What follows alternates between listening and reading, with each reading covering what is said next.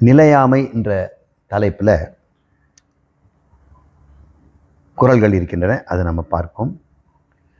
நில்லாதவற்றை நிலையின என்றுணரும் புல்லறிவாண்மை கடை.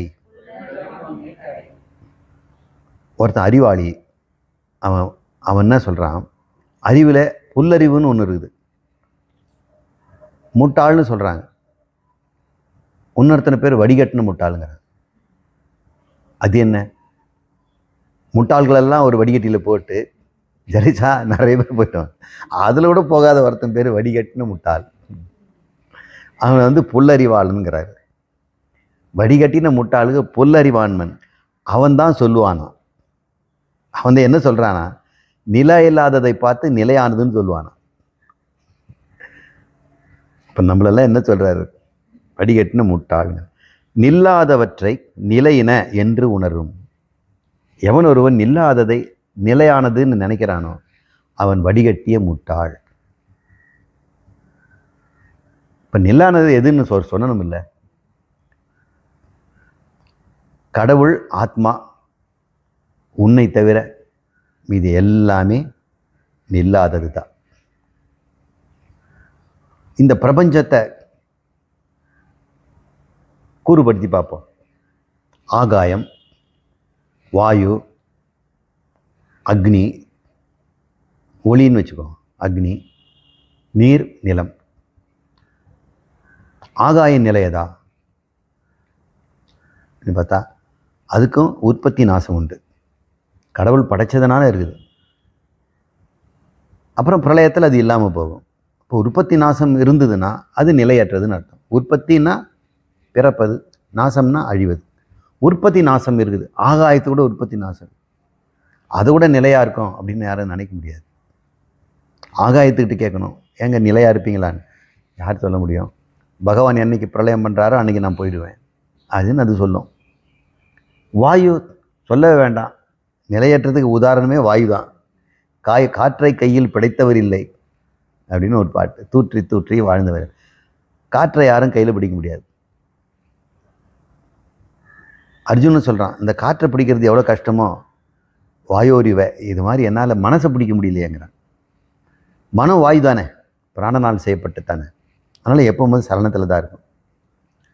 இந்த வாயுவும் நிலையில்லாதது, நிலையற்றது, மாறிக்கிட்டே இருக்கும். அக்னி நிலையற்றது. எப்போ அணைஞ்சிடும், எப்போ கொழுந்து விட்டு எரியும், எப்போ டிம் ஆகும், என்ன ஃபியூல் தீர்ந்து போகும், ஏதாவது ஒன்று இருக்கும் அங்கே. அதுவும் நிலையற்றது, ஒரு ஷேப்பில் கூட நிற்காது. நிலையம் நீரும் சொல்ல முடியாது, அது ஓடிக்கிட்டே இருக்கும். அதுக்கு நீருன்னு பேர் வச்சதே அது நிற்காதுங்கிறது அர்த்தம் தான். திரவம், ஃப்ளூயிடிட்டி, ஓடிக்கிட்டே இருக்கும். பகவான் படைத்த அஞ்சுமே இப்படி தான் இருக்குது. கடைசியில் நிலம். நிலம் எப்படி சொல்ல, நிலமாவது கொஞ்சம் இருக்கிற மாதிரி தெரியுது இல்லை? இல்லை. நிலத்தில் எந்நேரமும் மாற்றங்கள் இருந்துகிட்டே இருக்குது. சயின்ஸில் இந்த மாற்றங்களை 4 விதமாக சொல்லுவாங்க. சிந்தசிஸ், டீகம்போசிஷன், அப்புறம் எக்ஸ்சேஞ்ச், கம்பஷன் அப்படின்னு 4 விதம். முதல்ல இருக்கிறது சிந்தசிஸ். 2 பொருள் ஒன்றா சேரும், நிலையாக இருக்காது. ஒன்றா சேரும், ஒன்றா சேர்ந்தால் பிரியம் தான் அர்த்தம். இப்போ சிந்தசிஸ், ஆக்சிஜனும் ஹைட்ரஜனும் சேர்ந்து தண்ணி உண்டாகும், அது சிந்தசிஸ். இலையில் போய் பார்த்தீங்கன்னா அதே தண்ணீர் ஆக்சிஜனாகவும் ஹைட்ரஜனாகவும் பிரிஞ்சிடும். இலையினுடைய முதல் வேலை என்ன? பூமியில் இருக்கிற தண்ணியை உரியும். இலையில் வந்த உடனே சூரிய ஒளி பட்ட உடனே கத்திரிக்கோளில் வெட்டுற மாதிரி வாட்டரை வெட்டிடும். ஆக்சிஜன் தனியாக, ஹைட்ரஜன் தனியாக. ஹைட்ரஜன் அவர் வச்சுக்குவார். அவருக்கு ரெடியூசிங் பொட்டன்ஷியல் வேணும், ஏதாவது ரெடியூஸ் பண்ணி ஆகணும். அவர்கிட்ட கார்பன் டை ஆக்சைடு நிறைய இருக்குது காற்றுல, அதை பிடிச்சி ரெடியூஸ் பண்ணணும்.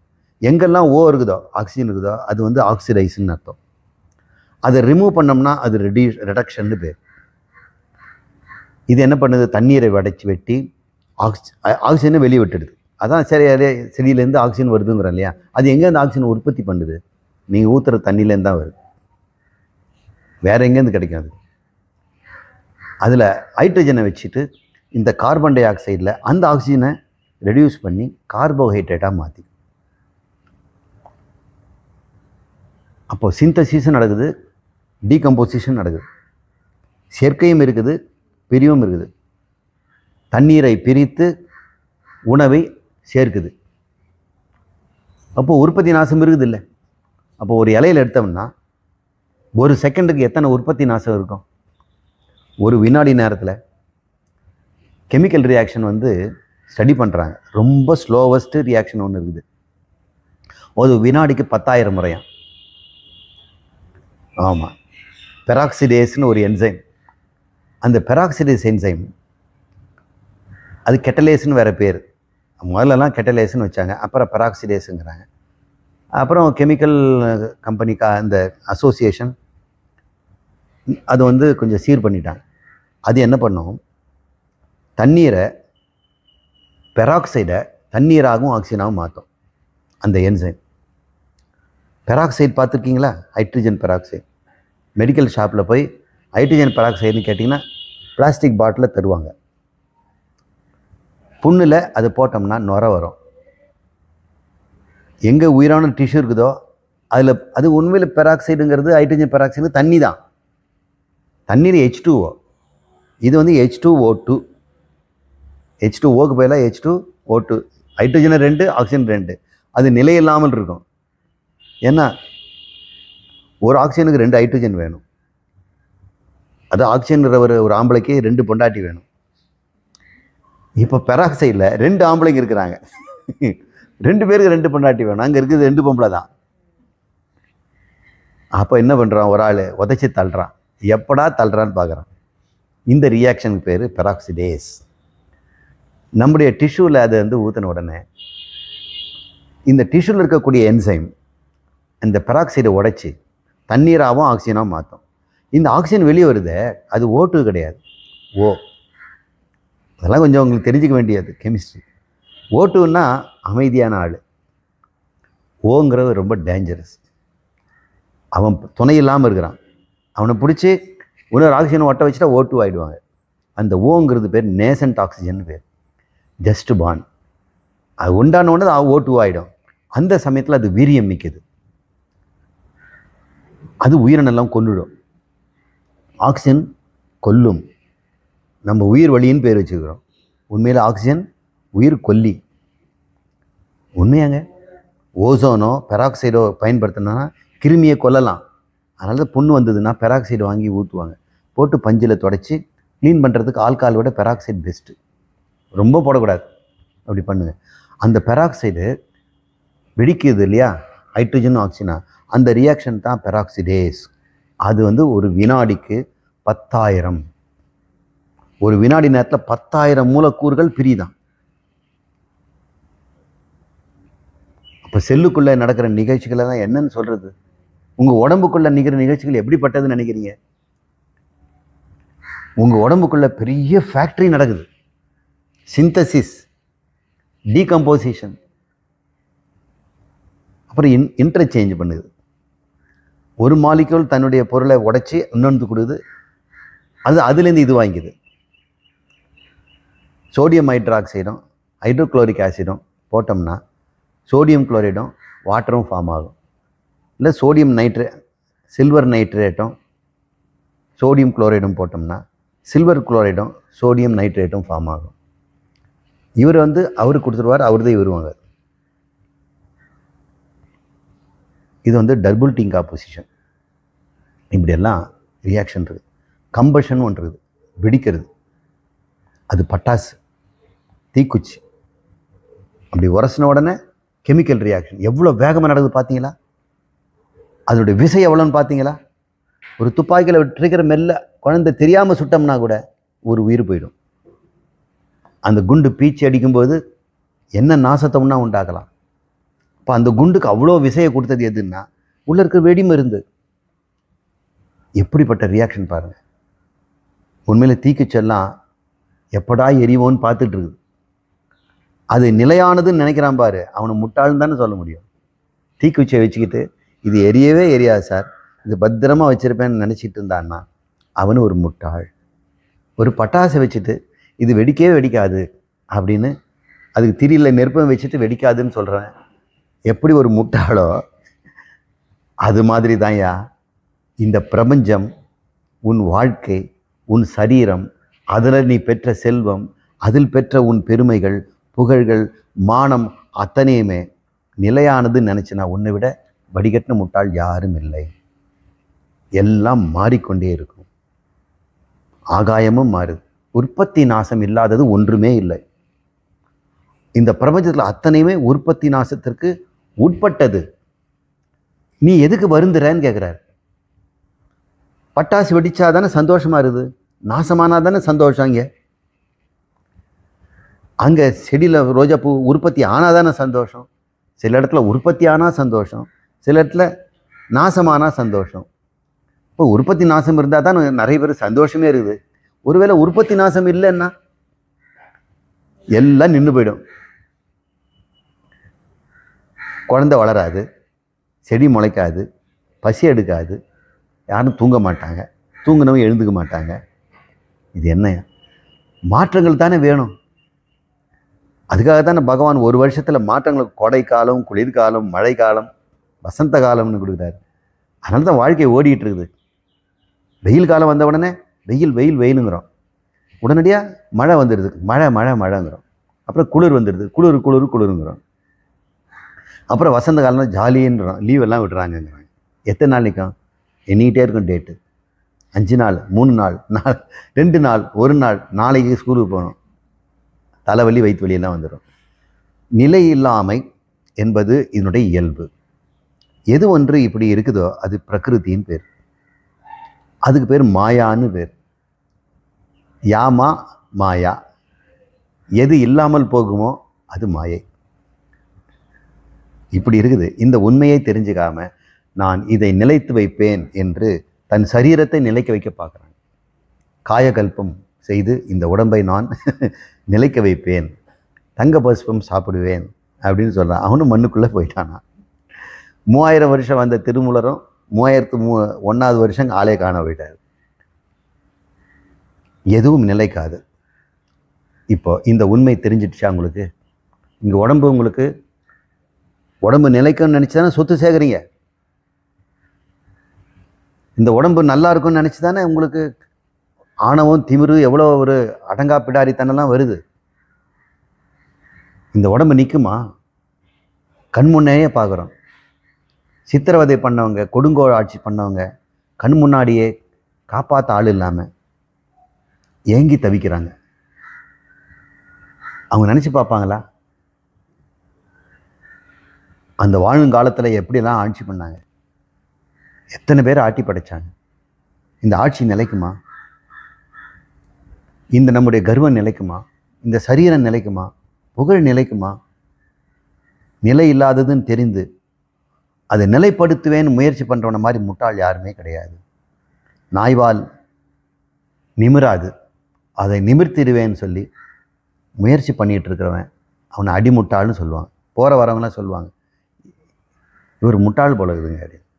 ஏங்க அவர் முயற்சி எடுக்கிறாருங்க, முயற்சி திருவினை ஆக்குங்கிறாங்க. முயற்சி எது வேணா எடுக்கட்டும், நிலையில்லாத இதை நிலைப்படுத்துவேன்னு சொல்கிறது ஒரு முயற்சியாயா? அந்த முயற்சி வியர்த்தம். அதைத்தான் அவர் கேலி பண்ணுறார். இப்போ நம்ம பார்ப்போம் நிலை இல்லாததில் என்னென்னலாம் சொல்கிறார். இல்லாதவற்றை நிலையின, மாறிக்கூடியதையும் உற்பத்தி நாசம் உடையக்கூடியதெல்லாம் உற்பத்தியாக நாசமே ஆகாது, நாசமானது பிறக்காது என்று எவன் ஒரு நினைக்கிறானோ என்று உணர்வும் புல்லறிவாளன் கடை. வடிகட்ட முட்டாளிலும் அவன் கடைசி. வடிகட்ட முட்டாளிலும் அவன் கடைசியான். அடுத்த பாடல். அர்க்கா இயல்பிற்று செல்வம் அது பெற்றால் அர்க்குப ஆங்கே செயல்.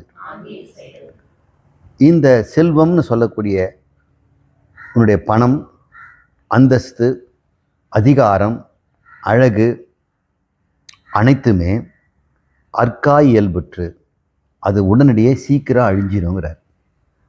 அதனுடைய இயல்பு. நீ நினச்சிட்டு இருக்கலாம், நீ உலகத்தில் சரித்திரத்தை புக் எடுத்து படிச்சுப்பார். சரித்திரத்தை படிக்க மறந்தால் நாம் தவறை திரும்ப செய்ய வேண்டி வரும் அப்படின்னு ஒரு புக் எழுதிருக்கு.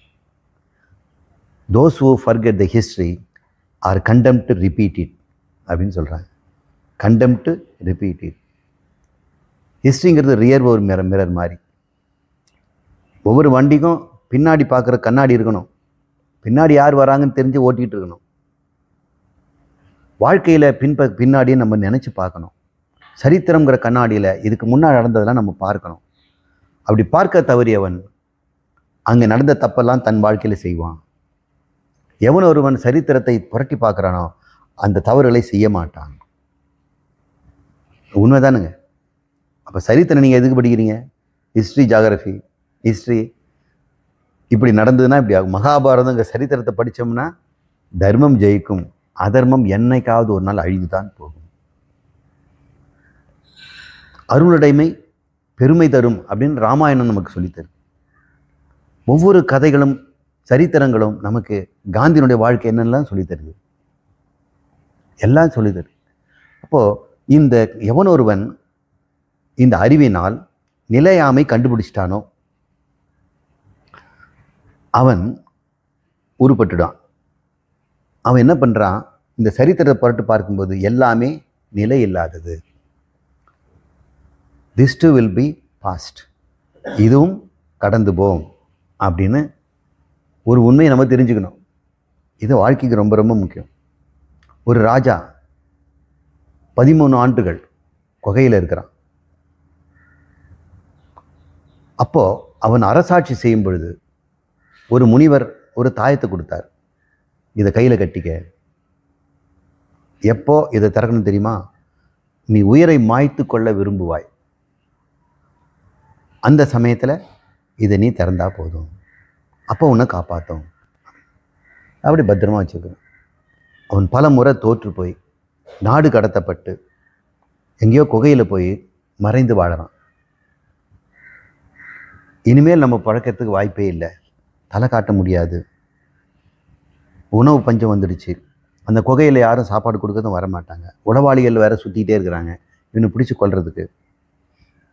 இதுதான் தருணம், இந்த தாயத்தை நம்ம பிரித்து பார்க்கறதுக்கு அப்படின்னு. அப்போ எடுத்து பார்க்குறார். இதுவும் கடந்து போகும் அப்படின்னு அதில் எழுதியிருந்தது. என்ன சொல்கிறாரு இவர்? இந்த துன்பம் கடந்துடுமா? இந்த துன்பம் நீடிக்காதா? அப்போ நான் மாய்த்து கொள்ள மாட்டேன் அப்படின்னு காத்துன்ற அந்த நிமிஷம் அவனுடைய மகன் பெரும் சேனையோடு வரான். அப்பா வாங்க, நான் நம்ம நாட்டை மீட்டு எடுத்துட்டேன், காப்பாற்றிட்டேன்ப்பா, வாங்கன்னு கூப்பிட்டு போகிறான். நல்ல காலம் இந்த தாயத்தை திறந்தேன், இல்லைன்னா இதுதான் வாழ்க்கை, இதோடு நடந்துட்டு முடிஞ்சிட்டோம் அப்படின்னு மாறாது, நிலைத்து விடும் அப்படின்னு நினச்சார். துன்பம் இல்லை, துன்பமும் நிற்காது, நிலைக்காது. அப்புறம் பெரிய யானையில் அம்பாரியில் உட்கார வச்சு வீதியில் வந்து ராஜாவை புகழ்பாடி சொல்கிறாங்க. அப்போ அந்த தாயத்தை சொல்லிச்சு, இதுவும் நிலைக்காது.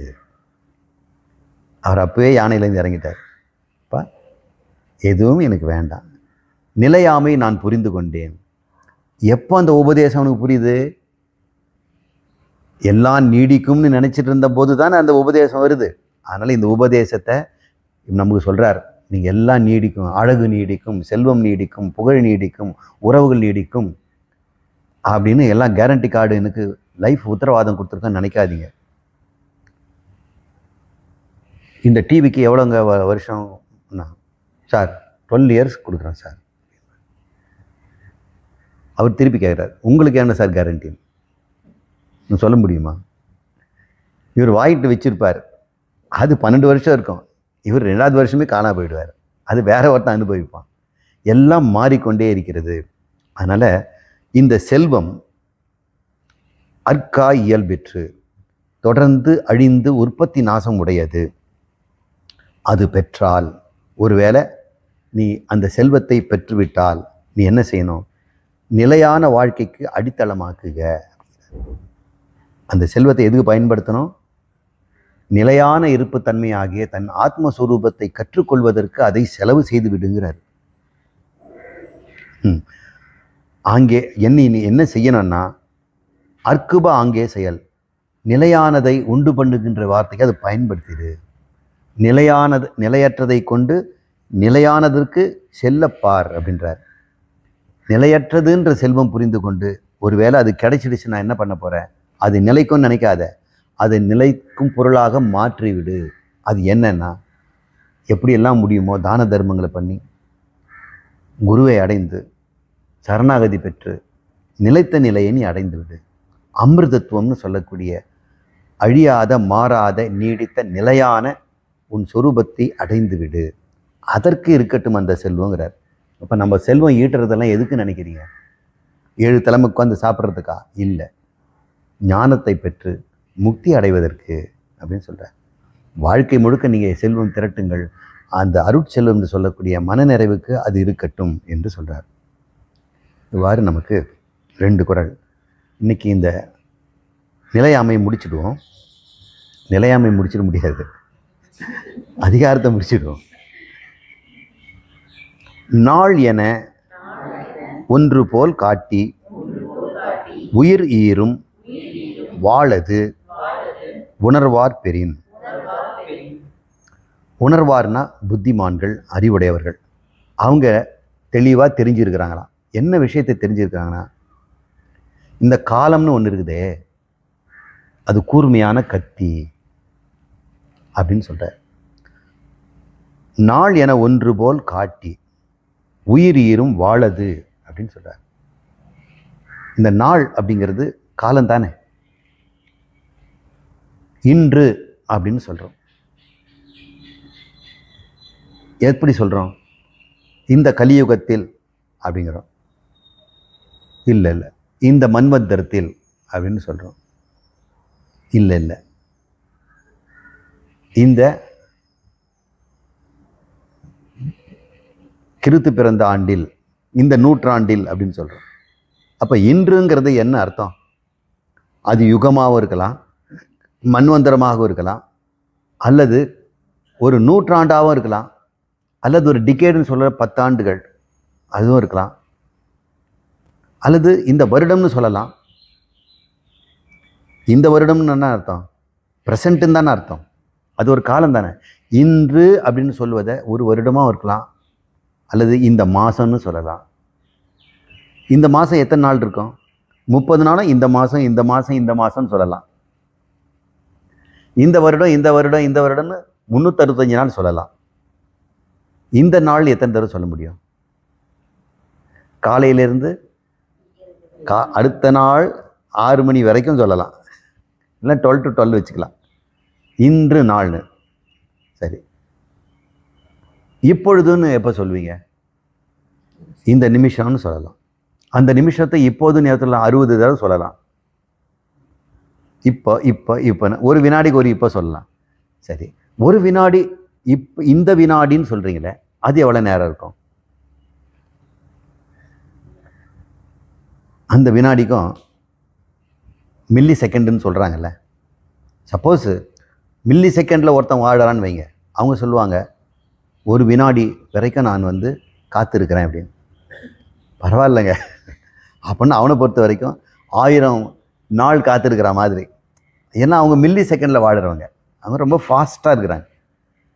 அவங்களுக்கு ஒரு வினாடியே ஒரு 1000 நாள் மாதிரி. அப்புறம் ஒரு வினாடி அவன் காத்திருந்து அவன் கல்யாணம் பண்ணிக்கிட்டான் அந்த பெண்ணை அப்படின்னு அவங்க சொல்கிறாங்க. அப்போது மில்லி செகண்டுனா ஒரு வினாடியில் 1000 துண்டு. அங்கே கூட நான் சொன்னேன் இல்லையா, கெமிக்கல் ரியாக்ஷன் எவ்வளோ வேலை செய்யுதுன்னு. ஒரு செகண்டில் 10,000 முறை எழுது. அது ஸ்லோவஸ்ட் ரியாக்ஷன் நான் சொன்னேன். ஏன்னா அந்த ரியாக்ஷனை தான் ஃபோட்டோகிராஃப் எடுத்துருக்குறாங்க. அந்த மாலிகுல் இருக்கிறத உங்களுக்கு தெரிகிற மாதிரி சொல்கிறேன் ஃபோட்டோகிராஃப்னு. அது லேசர் பீமில் அரெஸ்ட் பண்ணி அவங்க பார்த்துருக்காங்க. அந்த லேசர் பீமோட பல்ஸ் ரேட்டை வச்சு அந்த ரியாக்ஷன் ரேட்டை கண்டுபிடிப்பாங்க. அது ஒரு சயின்டிஃபிக் பிரச்சனை, அவங்கள விடுங்க. இப்போ ஒரு செகண்டுக்கும் இந்த செகண்டுக்குள்ளேயும் நிறைய மைக்ரோ செகண்ட் இருக்குது இல்லையா. இந்த மைக்ரோ செகண்டுன்னு ஒருத்தர் சொல்கிறார், இந்த மைக்ரோ செகண்டில் தான் அந்த வெடிகுண்டு வெடிச்சுது அப்படின்னு சொல்கிறார். இந்த மைக்ரோ செகண்டில் தான் அந்த ஒலிம்பிக்கில் அந்த ராடை கிராஸ் பண்ணா அப்படின்னு சொல்கிறாங்க. ஏன்னா மைக்ரோ செகண்டில் தான் இப்போல்லாம் ஒலிம்பிக் வெற்றி எல்லாம் தோல்வி எல்லாம் இருக்குது. மைக்ரோ செகண்டையும் இன்னும் விடை வெட்டலாமா? மில்லி செகண்டையும் 1000 வெட்டினா மைக்ரோ செகண்டு, மைக்ரோ செகண்ட் 1000 வெட்டினோம்னா நேனோ செகண்டு, அது 1000 வெட்டினோம்னா ஹெம்டோ செகண்டா. அதுக்கப்புறம் என்னென்னோ பேர் சொல்கிறாங்க. காலத்தை வெட்டிக்கிட்டே போகலாம். உண்மையில் ஒரு பொருள் இருந்தால் தானே வெட்ட முடியும். ஒரு பொருள் வெட்டினா இதோன்னு காட்டலாம். எவ்வளோ வேணால் வெட்ட முடியும்னு அர்த்தம். அந்த பொருள் இல்லைன்னு அர்த்தம். அவன் கையை எழுதி வெட்டிக்கிட்டே இருக்கிறான். எத்தனை தடவை வெட்டுவேன்னு? எவ்வளோ வேணால் வெட்டுவேன் சார், கடைசி வரைக்கும் வெட்டுவேன் சார். இல்லாத பொருளை வெட்டிக்கிட்டே இருக்க முடியாது. காலம் என்பது என்று இருக்கிற மாதிரி காட்டுதான், அது இல்லவே இல்லையா. நாள் என ஒன்று போல் காட்டி ஏதோ காலம்னு ஒன்று இருக்கிற மாதிரி சொல்லி அது நிலையானதுன்னு நினச்சி நம்மளுக்கு வந்து ஏமாத்திட்டு இருக்கு. நம்ம சில பேர் சொல்கிறோம், பழம் அழுகி போச்சு, அது நிலை இல்லாதது, விட்டு தள்ளு, அதுக்காக ஏன் வருத்தப்படுற, இன்னொன்று வாங்கி தரேன், தக்காளி தானே அப்படின்னு. பார், 5 தக்காளியில் 2 தானே அழுகி இருக்குது, மீதி எடுத்து யூஸ் பண்ணுங்கிறாங்க. எல்லாரும் அதை வந்து இயற்கைன்னு எடுத்துக்கிறாங்க. நிலையன்மைத்தன்மை இயற்கைன்னு நினைக்கிறாங்க. முட்டை கூட கெட்டு போகலாம். பால் வாங்கி வச்சோம், கொஞ்சம் நேரத்துக்கு சரியாக போச்சு. சாம்பார் சூடு பண்ணி வைக்கல, மத்தியானம் 2 மணிக்கு செய்தது, அப்புறம் 7 மணி எடுத்து பார்க்கும்போது கெட்டு போச்சு. நம்ம என்ன ரொம்ப அழுதுறோமா, வருத்தப்படுறோமா? இயல்புன்னு விட்டுறோமில்ல. ஆனால் நம்மளுடைய வாழ்க்கையை மட்டும் எப்போதும் மாறாதுன்னு நினச்சிக்கிட்டு பல கோடி ரூபாய் சொத்தாக சேர்க்குறாங்க.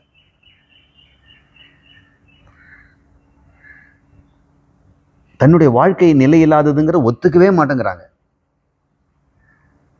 ஒவ்வொரு நாளும் ஒவ்வொரு வினாடியும் நீ மரணத்தை நோக்கி செல்கிறாய் இல்லையா? சொல்லுங்க, எங்க நம்ம போறோம்? ஒவ்வொரு நாளும் என்னத்தை காட்டுது? உங்களுடைய வாழ்க்கையில கடைசி ஷீட் எப்போ கிழிக்க போறோன்னு தான் பார்க்குது. அப்போ இன்னைக்கு போச்சுன்னு அர்த்தம், ஒரு வாழ்நாளில் ஒன்று போச்சுன்னு அர்த்தம். இப்படி உன்னையே இந்த நாளுன்னு ஒன்று காமிச்சு உன்னை கூறு போட்டுக்கிட்டே இருக்குது. உண்மையிலே நீ காலமற்றவன்கிறார்.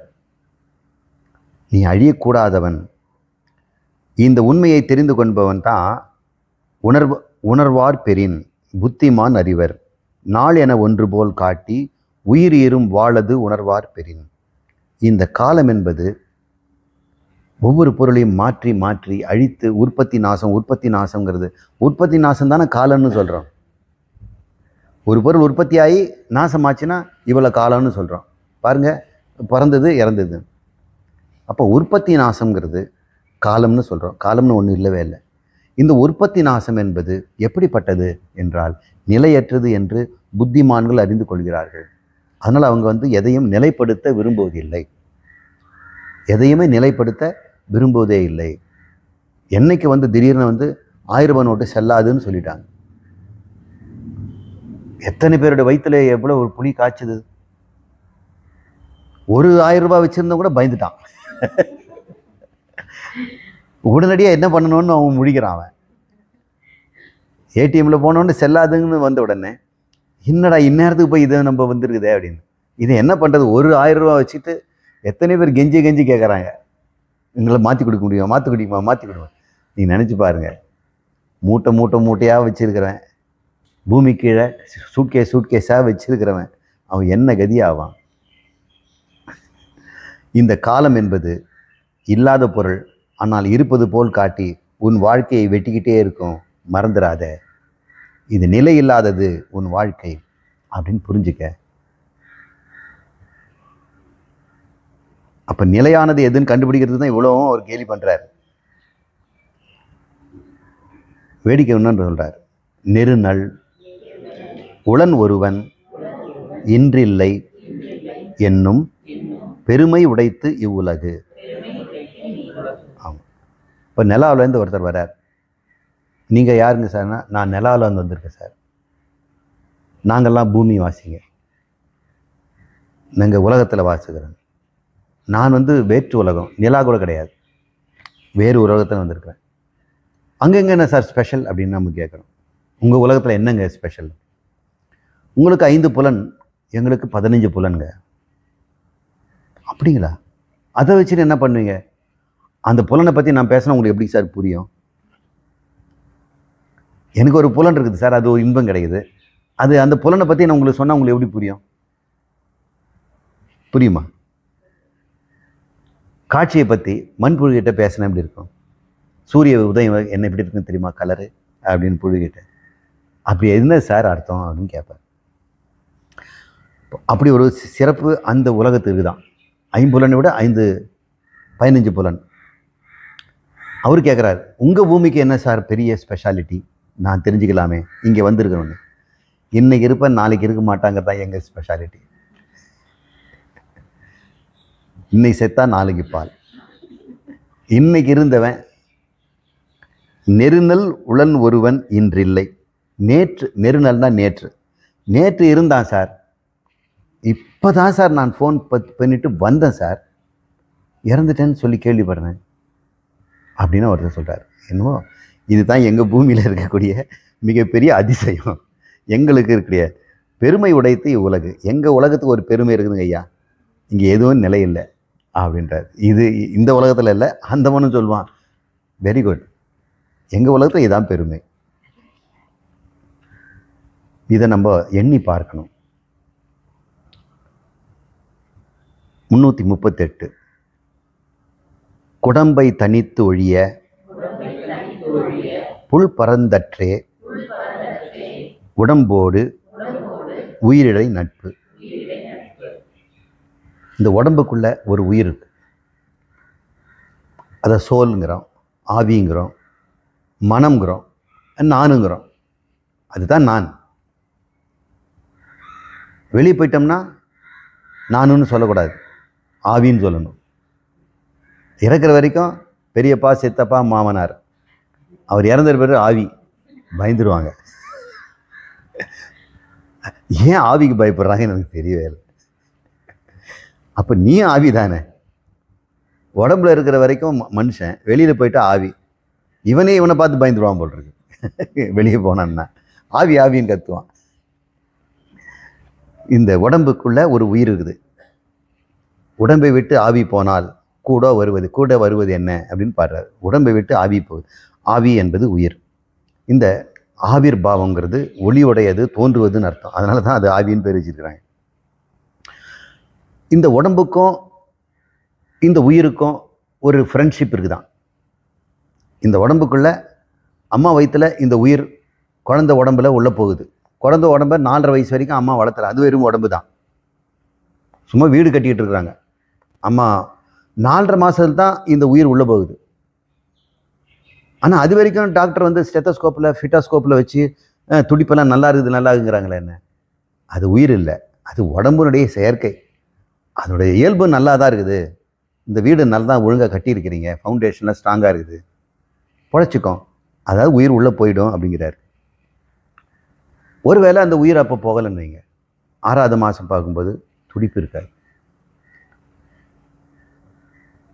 அதுக்கப்புறம் அந்த துடிப்புக்கு உள்ள காட்டுறதுக்கு ஆள் இல்லை. 4.5 மாதம் வரைக்கும் இந்த பயாலஜிக்கல் லைஃப் வந்து மெயின்டைன் பண்ணும். ஆனால் அதுக்கப்புறம் அந்த ஜீவனை உள்ளே போகலைன்னா படிப்படியாக அது கட்டின வீட்டுக்கு ஆள் வரலையேன்னு அது டெஸ்ட்ராய் பண்ணிடும். சில சமயம் கடைசி வரைக்கும் இருந்து கூட ஜீவன் இல்லாமல் செத்து பிறக்கிறதும் இருக்குது. ஜீவனே உள்ள நுழையலை. அந்த ஜீவன் பார்த்தது இந்த உடம்பு நமக்கு லாய்க்கலைன்னு சொல்லலை, இந்த அம்மா அப்பா நமக்கு லாய்க்கலைன்னு போயிடுச்சு. உடம்பு நல்லா தான் இருக்குது. ஒருவேளை உடம்புல வந்து பிறவி நோயோடு இருக்குதுன்னு வச்சுங்க, ஹீமோஃபீலியாவோ அல்லது வேறு ஏதாவது ஒரு பெரிய பிறவி நோய் இருக்குதுன்னு வைங்க, அந்த ஜீவன் உள்ளே போகுமா? உஷாராக இருக்கும். ஆனால் தலைவிதி பிடிச்சி தள்ளும். உனக்கு தண்டனை இங்கே தான். சாமி விட்டுடுங்க சாமி, நீ பண்ணதுக்கு தண்டனை, அப்போ நீ தப்பிச்சுட்டு போன உடம்புல இங்கே வா, இந்த உடம்புலேருந்து நீ எப்படிலாம் துன்பம் கொடுத்தியோ அந்த துன்பத்தை நீ அனுபவி அப்படின்னு உடம்பு கொடுக்குறார். இந்த உடம்பு துன்ப பூமி, நரக பூமி. இந்த உடம்புக்கும் உள்ளே இருக்கிற அந்த உயிருக்கும் என்னடா ஃப்ரெண்ட்ஷிப் அப்படின்னா, நிரந்தரம் நினச்சிக்காத. இந்த முட்டையிலிருந்து ஒடிச்சிட்டு இந்த புல் என்று சொல்லக்கூடிய பறவை பறந்து போன உடனே இந்த முட்டைக்கு என்ன கதி? யாருக்காவது ஏதோ பயன் இருக்குதா? அப்புறம் ஏதாவது அந்த முட்டையை திரும்பி பார்க்குமா அந்த பறவை? ஐயோ இங்கே தாங்க நான் இருந்தேன் 21 நாள். அந்த கோழி வெளியே வந்தவொடனே கொக்குன்னு சொல்லிட்டு எட்டி கூட பார்க்காத. அதே மாதிரி தான் இந்த உடம்பை நீ புறக்கணித்து விட்டு போயிடுவ. இந்த உடம்பை நீ காப்பாற்றிக்கிட்டே இருக்கிற. முட்டையை காப்பாற்றுற மாதிரி இந்த உடம்பை பாலிஷ் போட்டு மேக்கப் பண்ணி ஆரோக்கியமான உணவு, விட்டமின் டி கொடுக்கணும், கொடுக்கணும். டாக்டர் டெஸ்ட் பண்ணி பாருங்கள், நல்லா இருக்குதுங்களா, எல்லாம் நல்லா இருக்குதுங்க, இல்லை ஒரு நகத்தில் ஒரு மாதிரி தெரியுதுன்னு, அதுக்கு ஒன்று இருக்குதுங்க அப்படின்னு சொல்லி ஒரு 10,000 ரூபாய்க்கு பில்லு போடுவார். இப்படியே நம்ம ஒரு சின்ன நகம், முடி, மயிறு எல்லாத்துக்கும் லட்சமாக செலவு பண்ணியிருக்கிறோம். எங்கே இருந்தால் பிடிச்சிடுவோங்க, வாங்கிடுவோம். ஃபாரினில் தான் கிடைக்குது அந்த மருந்து. ஒரு இன்ஜெக்ஷன் 1,50,000 லட்சம் ரூபாய். போட்டுருங்க டாக்டர், காப்பாற்றிடுவோம் அப்படிங்கிறாங்க. இந்த உடம்பை இப்படி காப்பாற்றிட்டு இருக்கிறியே, இந்த உடம்புக்கும் உனக்கும் இருக்கிற உறவு என்ன தெரியுமா? இந்த கோழி முட்டைக்கும் உள்ளே இருக்க கோழி குஞ்சு என்ன உறவு? உள்ளே இருக்கிற வரைக்கும் தான். வெளியே போனவன்னு எட்டி கூட பார்க்காது. நீ உடம்பை விட்டு நீ வெளியே போயிட்டினா எப்போ எடுப்பீங்க பாடின்னு கேட்குறாங்க. அவர் வருமாட்டாரா? இருந்துட்டு போங்க ஒரு 10 நாள். என்னங்க என்ன அவசரம் அவ்வளோ? வந்தீங்க போகிறீங்க. ஒரு 10 நாள் இருக்கக்கூடாதா எங்களோட அப்படின்னு சொல்கிறாங்க. செத்த பணம் ஆயிடுச்சுன்னா எப்போ எடுக்க போகிறீங்கன்னு கேட்குறாங்க. இன்னுமா அப்படின்னு கேட்குறாங்க. பழைய இரும்பு, பித்தளை எல்லாம் பேரிச்சம்பழம் தந்தாங்க. இன்றைக்கி எலக்ட்ரானிக்ஸ் பொருள் எதுவாக இருந்தாலும் பழசாக இருந்தால் கொடுங்க. எங்கள் வீட்டில் ஒரு பழசாக ஒன்று இருக்குது, எடுத்துகிட்டு போகிறீங்களாண்ணா? நான் வேணா தரேன், எங்கள் வீட்டில் 2-3 இருக்குது. இந்த உடம்பு நிலையில்லாததுன்னு சொல்கிறார். உயிர் நிலையுடையது. குடம்பை தனித்து ஒழிய புல் பறந்தற்றே. இந்த முட்டையை விட்டுட்டு எப்படி பறவை பறந்ததோ இந்த உடம்பை விட்டுட்டு போயிடும். இந்த உடம்பை நீயே மதிக்க மாட்ட. மறுபடியும் இந்த உடம்புக்கு கொடுப்பாங்க, திருப்பி உள்ளே போனால் போக மாட்டேன். ஆளை விடு சாமி அப்படின்னு. பயப்படாத, இந்த உடம்பு விட்டு போனால் ஒன்றும் கவலைப்பட வேண்டாம். உறங்குவது போலும் சாக்காடு, உறங்கி விழிப்பது போலும் பிறப்பு. இந்த உடம்பை விட்டு வெளியே போயிட்டுன்னா பயந்துராதடா, தூங்கி எழுந்துக்கிற மாதிரி தான்டா. உறங்குவது போலும் சாக்காடு. நீ செத்துட்டேன்னு நினச்சிட்டு இருக்கிறல்ல, தூங்குறன்னு நினச்சிட்ட. அப்போ முழிச்சிட்டா என்ன பண்ணுவோம்? அது போல தான் பிறப்பு.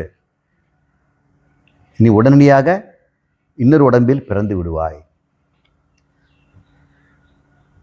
இந்த உடம்போட உறவு போச்சுன்னு முதல் பாட்டில் சொல்கிறார். அடுத்த பாட்டில் சொல்கிறாரு, நீ உறங்குவது போலும் சாக்காடு. ஒருத்தன் இறந்துட்டான்னா அவன் தூங்குறான்னு அர்த்தம். நெடி துயல், நீண்ட தூக்கமா? அப்படி இல்லை, உங்களோட ஃபாஸ்ட்டாக முடிச்சுக்கிட்டான். செத்தவன் இன்னொரு உடம்புல முடிச்சுக்கிறான் உடனடியாக. நாம தான் ஒரு நாள்லாம் தூங்குறோம். நம்முடைய தூக்கத்தை விட ரொம்ப ஷார்ட்டு நிறைய பேர். எந்த உடம்புல இருந்துக்குவான்? அவன் பிரேத சரீரத்தில் முடிச்சுக்குவான். பிரேத சரீரத்துக்கு அப்புறம் மறுபடியும் ஜல சரீரத்தில் தூங்க வச்சுட்டு ஜல சரீரத்தில் கொடுத்துருவாங்க. அது தேவலோகமாக இருக்கும், பித்திருலோகமாக இருக்கும். அல்லது யாதனா சரீரம்னு ஒரு சரீரம் கொடுத்துருவாங்க. அப்போ அவன் பார்ப்பான், திடீர்னு அங்கே தூங்குனா இங்கே முழிச்சிட்டு இருக்கிறேன் அப்படின்னு. நம்ம நல்ல காலம் இப்போ தூங்கினோம்னா அங்கேயே எழுந்துக்கிறோம். அதே பெட்டில் தூங்குறோம், அதே பெட்டில் எழுந்துக்கிறோம். ஒருத்தன் தூங்கிட்டு இருப்பான், முழிக்கும்போது பார்த்தா நடு ரோட்டில் இருக்கிறான், கட்டிலோட தூக்கிட்டு அங்கே வச்சுட்டாங்க. அவன் திணறான், எங்கே படுத்த இங்கே முடிச்சுட்டு இருக்கிறவன். அதுபோல் நமக்கு இந்த உடம்பு செத்தா தூங்குன இடம் ஒன்று, முழிக்கிற இடம் வேற. கட்டாயம் முழிச்சிடுவோம். ஏதாவது உடம்பு கிடைக்கும். அது ஜலசரீரமோ அல்லது தேஜஸ் சரீரம்னு சொல்லக்கூடிய சத்தியலோக சரீரமோ அல்லது மன்னனுக்கு இந்த அன்னமய கோஷங்கிற இந்த சரீரமோ, நரகத்தில் இருக்கக்கூடிய யாதனா சரீரமோ, இது மாதிரி சரீரங்கள் கட்டாயம் உங்களுக்கு ரிசர்வ்டு. இங்கே இந்த உலகத்தில் இப்போ வாழும்பொழுதே அடுத்த சரீரத்துக்கு வேண்டியதெல்லாம் ரிசர்வ் பண்ணி வச்சுருக்கிறோம். அது மட்டும் இல்லாமல் நீங்கள் ஏற்கனவே பார்க்க வேண்டிய டிக்கெட்லாம் பாவ மூட்டைகள் இருக்குது. அது இன்னும் ஏகப்பட்ட ரிசர்வேஷன் காத்துருக்குது. அனந்த கோடி பிறவிகளுக்கு மூட்டைகளெல்லாம் பாடின்னு கத்திக்கிட்டு இருக்குது. எனக்கு உடம்பு கொடு. இந்த உடம்புகள்லாம் எனக்கு வாழ்க்கை கொடுன்னு கேட்குது. அத்தனை கர்மங்களை நம்ம செய்து வச்சுருக்கிறோம். அதனால் நீ சாவுக்கு பயந்துடாதேங்கிற. நிலையில்லாததுக்கு அழகான தலைப்பை கொடுத்து, எப்படிப்பட்ட ஒரு வடிகட்டின முட்டாள் இந்த மரணத்தை குறித்தும் இந்த உடல் நீடிக்கும்னு குறித்தும் இந்த செல்வம் அழகு புகழ் நீடிக்கும்னு நினச்சிட்டு வாழ்க்கையை மிஸ் பண்ணிகிட்டு இருக்கிறானே. இருக்கும் பொழுதே நீடித்த செல்வமாகிய நிலைத்த செல்வமாகிய அருளுடைமை பெறுங்கள். அருளுடைமைக்கு வேண்டியது மனநிறைவு. மனநிறைவு தான் மோட்சம். அதுக்கப்புறம் அவன் பிறப்பதே இல்லை, பிறவாத நிலை. அப்படின்னா இரவாத நிலை, அமிர்தத் பவதி அப்படின்னு சொல்லி இந்த தலைப்பை நம்ம நிறைவு செய்கிறோம். ஓம் பூர்ணமத பூர்ணமிதம் பூர்ணாத் பூர்ணமுதச்யதே பூர்ணஸ்ய பூர்ணம் ஆதாய பூர்ணம் ஏவாவசிஷ்யதே. ஓம் சாந்தி சாந்தி சாந்தி. ஹரி ஓம். ஸ்ரீ குருப்யோ நம.